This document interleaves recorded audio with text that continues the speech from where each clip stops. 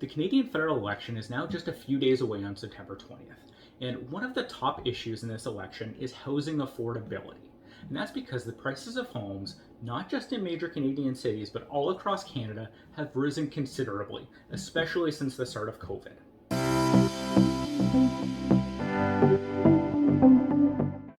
My name is DOVIGI, and I'm a real estate broker. I'm co-founder of Remax Wealth Builders Real Estate, and I've been a real estate investor for over 10 years.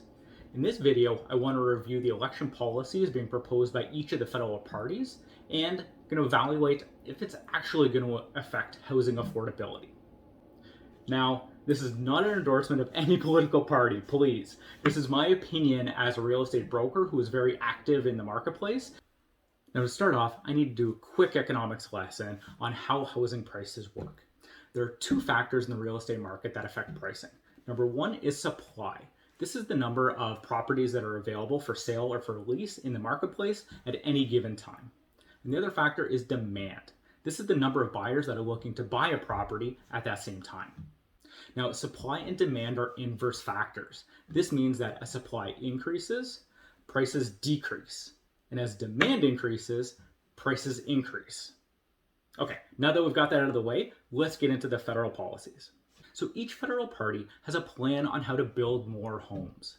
And in my opinion, this is the single best way for the government to rapidly increase housing levels. And this is directly going to increase the supply in the marketplace.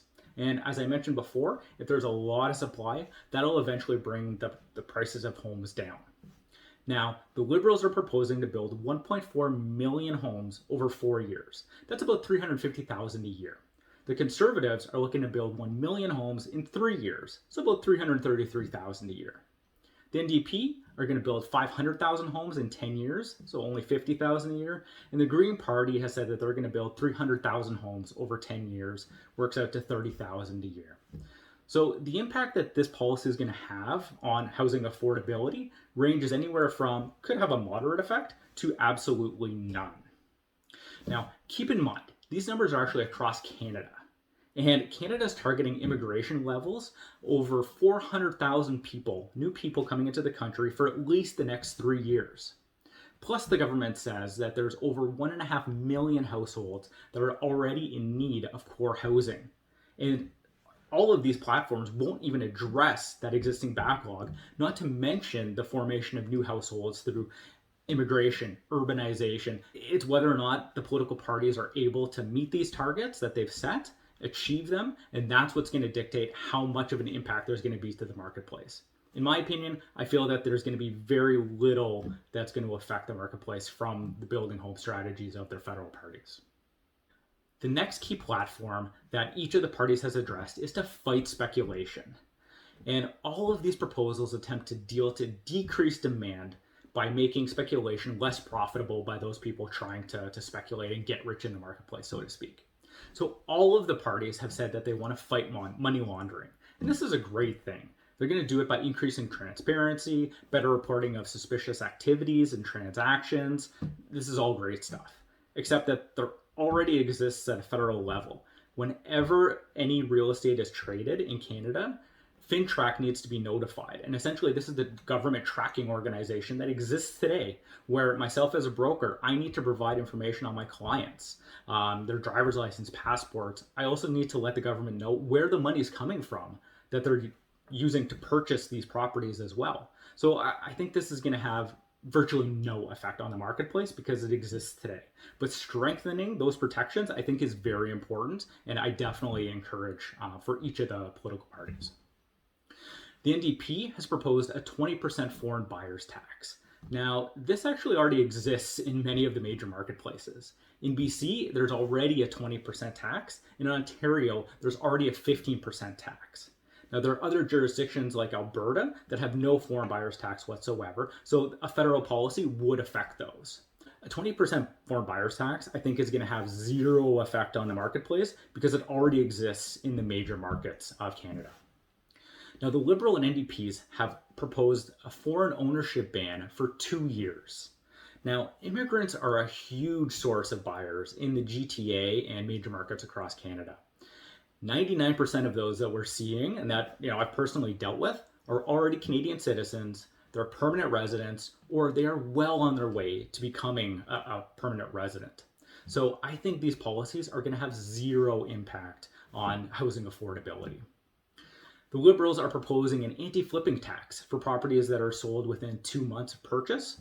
Now, I think this is also a good idea, but there already exists an anti-flipping tax, and it's called the CRA. If you're flipping properties, then they're determining that your income, that the money that you've made, the profit you've made is income, and it's not a capital gains. So there's significant tax implications already that already exists by the CRA today. Don't necessarily need this anti-speculation tax by the Liberals. In fact, it's going to have zero. And last but not least, the Green Party is proposing to have a vacant homes tax for foreign buyers and corporate owners. Now, every investor that I've ever dealt with wants to rent out their unit. And it's because you get money, you get rent every single month.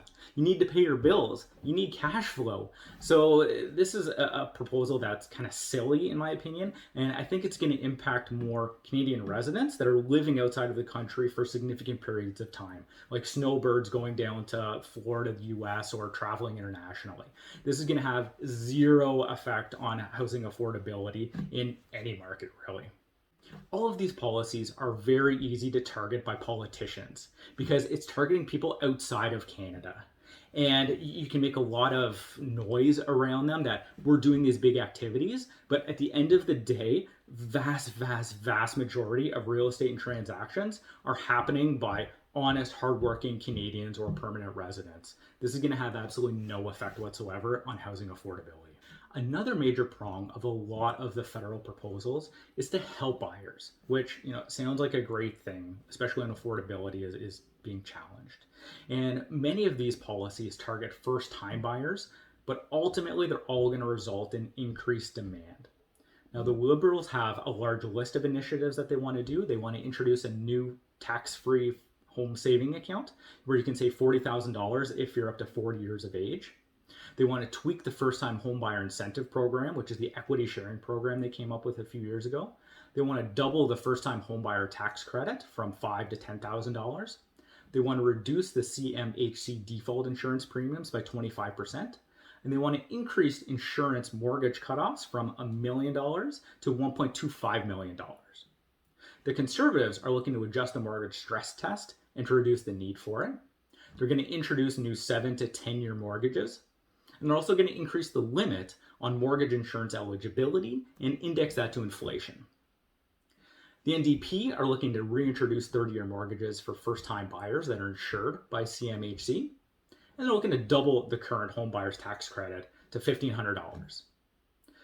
The effect of all of these policies, even if they were all implemented, ultimately it'll increase demand, but you're looking at such a small segment of the marketplace that it's not going to affect affordability one way or the other. But all of these are going to increase demand, which ultimately does lead to increased pricing. And the final major part of all of these platforms is protecting the marketplace itself. Now, the Liberals want to review the tax treatment of large corporate real estate owners, i.e. REITs, and they want to keep large corporations out of home ownership. And this is to prevent the commoditization of real estate. Now, the impact of these policies is it's actually stabilization in the marketplace, which is a very good thing. I definitely support this because you've seen it in America where huge organizations are buying up tons of single family properties. And this is where you're going against, the Apples of the real estate investment trust industry, competing against them to buy single family homes, which I don't think is a good thing. So keeping huge corporate players, pension funds out of private housing, I think is a good idea. And the NDP are looking to waive the federal portion of GST on the construction of new and affordable rental properties and to provide resources to facilitate co-housing. I like this. This is thinking outside of the box, but at the end of the day, I think it's going to have no impact whatsoever on housing affordability. And the Conservatives are promising not to tax Canadians' capital gains on the sale of their principal residence. Now, this is going to have zero impact on housing affordability, but this is a whole other video that I want to do later to talk about why principal residence should not be taxed. So I'm going to let you in on a little secret right now that no one is saying. No political party can implement a policy that is going to directly affect the prices of housing in the marketplace. Home ownership to Canadians is incredibly important. About 68% of Canadians own their home, and their home is the biggest investment that they're going to make in their lifetimes. Any actions that a political party is going to take that's going to decrease the prices of homes is going to directly affect the wealth of the majority of Canadians. No political party is going to do that. That's just going to be self-destruction for them. People don't like their property taxes going up $50, $100 a month. They feel that impact. How are you going to tell them that their housing values are gone down $10,000, $50,000, $100,000? There's no way. There's going to be riots in the streets. So you're never going to see prices affected directly. So I hope you enjoyed my overview of the affordable housing policies that each of the federal parties are offering. Overall, I don't think any of them are going to affect affordable housing. Need to build houses, that's about it. Clear the way for it. You know what? I'm going to do a whole other video, many videos, on different ways that the federal government and municipal governments need to clear the path in order to be able to build housing. Because the demand is there, it's always going to be there. We just need to increase housing supply. So stay tuned for more videos.